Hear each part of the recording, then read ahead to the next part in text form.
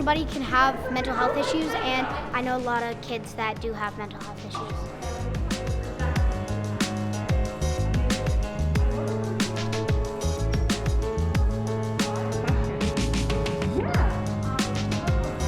Oh, here we go. I'm ready to hear it.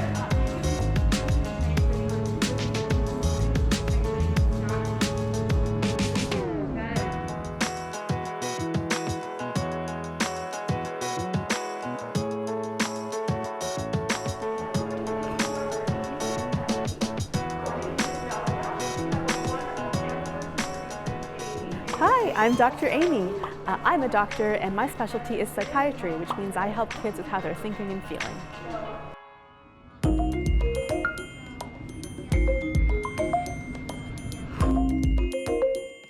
Okay, I think social media is good for mental health.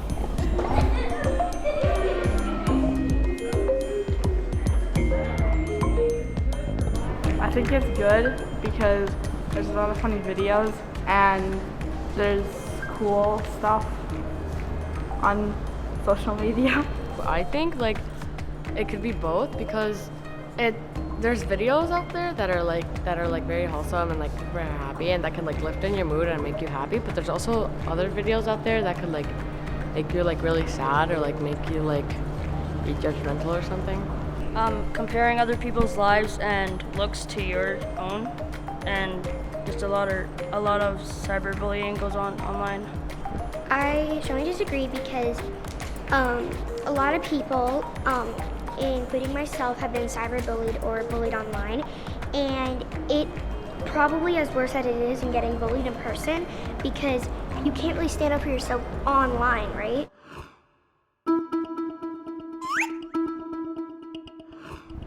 Hi, I'm Chase. Hi, I'm Dr. Amy. Nice to meet you. Nice to meet you too. How does bullying affect mental health for youth in Canada? So I think bullying is a really big problem. It's been a problem for a long time, and now we have bullying and cyberbullying. So it's really hard to be a kid who's experiencing bullying because you feel like people don't like you. You feel like it's hard to talk to adults about. It's hard to make it stop. So it can sometimes make people who are already having troubles feeling sad or worried have even bigger problems with their feelings and their mental health. And so if someone's experiencing bullying and there's a trusted adult in your life, it's really good to talk to them to see how they can help you and if they can help make it stop or put things in place so that you can feel better and safer. Thank you. Agree or disagree? I know where I can go for mental health support in my community.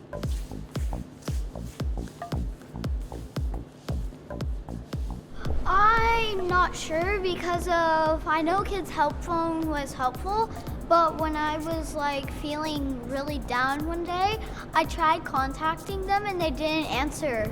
So that's why I'm not sure. I would say I agree because you can always go to a trusted adult, and that trusted adult could take you to a doctor's office or somewhere where you could have some help with your mental health. Like when I'm upset, I always go to my parents, like my mom or my dad, or my teachers, to like tell them what's wrong and stuff, and if I'm upset. So that's how I deal with when I'm upset. I want to highlight the idea of a trusted adult. So trusted adult doesn't have to be your parent. It can be a teacher. It can be somebody in your school. That's a really good place to start. And that adult can help you get connected to other supports, like a doctor like me, like a counselor, like somebody to talk to. There are helplines. I'm so sorry that one time you called and they didn't answer, but they are there. They can text and they can email. So please try again if that ever happens again. What kind of mental health struggles do kids tend to come up against? So the most common thing when you're a kid would be things like anxiety or getting too nervous, either when you're talking to people or just all the time. You worry all the time and it's hard to not worry. There's also learning problems like ADHD or problems reading or learning. And then as you get a little bit older, like into your teen years, then people can have problems with feeling sad or down, and they can have depression. Okay, my friends, I think kids can help other kids by talking about their own mental health.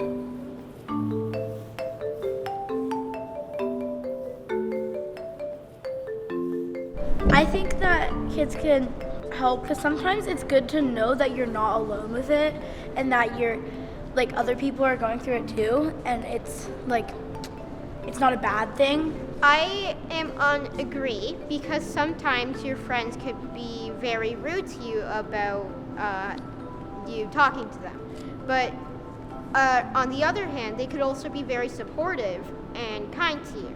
I'm not sure because I've tried to trust someone before and make them feel better by telling them what I'm going through, and it sometimes turned out to them spreading it to the whole entire school or to a whole class, and people spreading these rumors and everything. So I'm not sure.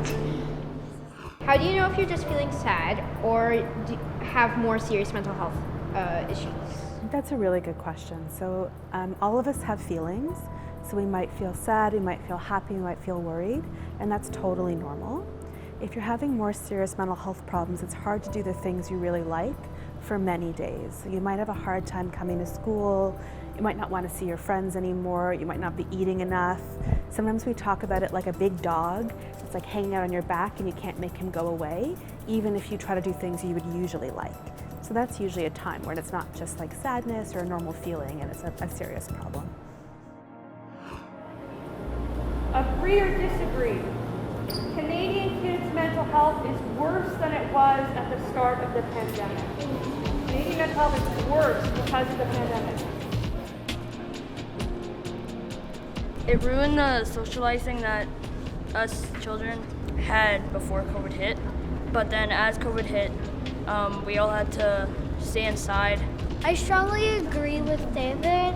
It's ruining the social aspect. Kids are supposed to be socializing and making friends and having fun. And then when COVID hit, you have to stay home all day. You can't go outside or do anything with your friends. Did youth mental health issues rise when COVID hit and continue to be a major problem? So I think the answer to that's a little complicated. So some young people had more of a hard time with COVID, especially young people who really missed seeing their friends, who were more social or who had learning problems. They had a much harder time with COVID. Some kids actually did a little bit better. Kids who are really anxious, who get really nervous or shy, or miss spending as much time with their families. Some of those kids actually didn't have as much of a hard time because they didn't have to do the scary things. So it's kind of both. Here we go, last question. I think kids' mental health is going to get better.